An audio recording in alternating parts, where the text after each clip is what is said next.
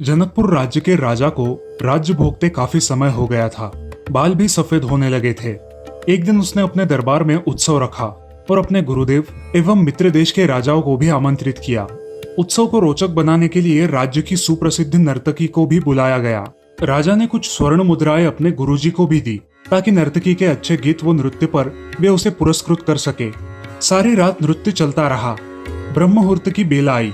नर्तकी ने देखा कि तबले वाला ऊब रहा है और तबले वाले को सावधान करना जरूरी है, वरना राजा दंड दे सकते हैं। तो उसे जगाने के लिए नर्तकी ने एक दोहा पढ़ा। बहु बीती थोड़ी रही, पल पल गई बिताई, एक पल के कारणे न कलंक लग जाए कोई। अब इस दोहे का अलग अलग व्यक्तियों ने अपने अनुरूप अर्थ निकाला। तबले वाला सतर्क होकर बजाने लगा। जब ये दोहा गुरुजी ने सुना तब गुरुजी ने सारे मोहरे उस नर्तकी को अर्पण कर दिए।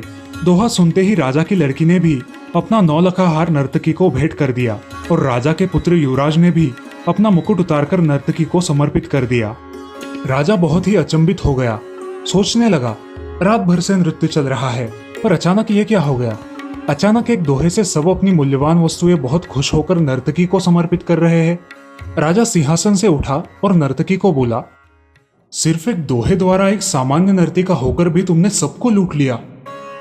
जब ये बात राजा के गुरु ने सुनी तो गुरु की आंखों में आंसू आ गए और गुरुजी ने कहा, राजा, ये नर्तकी अब मेरी गुरु बन गई है क्योंकि इसने इसके दोहे से मेरी आंखें खोल दी है। इस दोहे से ये कह रही है कि मैं सारी उम्र जंगलों में भक्ति करता रहा और आखिरी समय में नर्तकी का मुजरा देखकर अपनी साधना नष्ट करने यहाँ चला आया। राजा, मैं तो चला। ये कहकर गुरुजी तो अपना कमंडल उठाकर जंगल की ओर चल पड़े। तभी राजकुमारी ने कहा, पिताजी, मैं जवान हो गई हूँ। आप आंखें बंद किए बैठे हैं। मेरी शादी नहीं कर रहे थे और आज रात मैंने आपके महावत के साथ भागकर अपना जीवन बर्बाद कर लेना था, लेकिन इस नर्तकी के दोहे ने मुझे सुमति दी है कि जल्दबाजी मत कर, तभी तो तेरी शादी होगी। क्यों अपने पिता को कलंकित करने पर तुली है। और तभी युवराज ने खड़े होकर कहा, पिताजी, आप वृद्ध हो चले हैं, फिर भी मुझे राज नहीं दे रहे थे। मैंने आज रात ही आपके सिपाहियों से मिलकर आपका कत्ल करवाने की योजना बनाई थी, लेकिन इस नर्तकी के दोहे ने समझाया कि पगले, आज नहीं तो कल आखिर राज्य तो तुम्हें ही मिलना है। क्यों अपने पिता के खून का कलंक अपने सिर पर लेता है। जब ये बात राजा ने सुनी तो राजा को भी आत्मज्ञान हो गया। राजा के मन में वैराग्य आ गया। राजा ने तुरंत फैसला लिया कि वो युवराज का अभी के अभी राज तिलक कर देंगे। और फिर क्या, उसी समय राजा ने युवराज का राज तिलक करवाया और अपनी पुत्री से कहा, पुत्री, दरबार में एक से एक राजकुमार आए हुए हैं। तुम अपनी इच्छा से किसी भी राजकुमार के गले में वरमाला डालकर पति रूप में चुन सकती हो। राजकुमारी ने ऐसा ही किया और राजा अब सब त्याग कर जंगल में गुरु की शरण में चला गया। ये सब देखकर नर्तकी ने सोचा, मेरे एक दोहे से इतने लोग सुधर गए, लेकिन मैं क्यों नहीं सुधर पाई। आज से मैं अपना नृत्य बंद करती हूँ। हे प्रभु, मेरे पापों से मुझे क्षमा करना।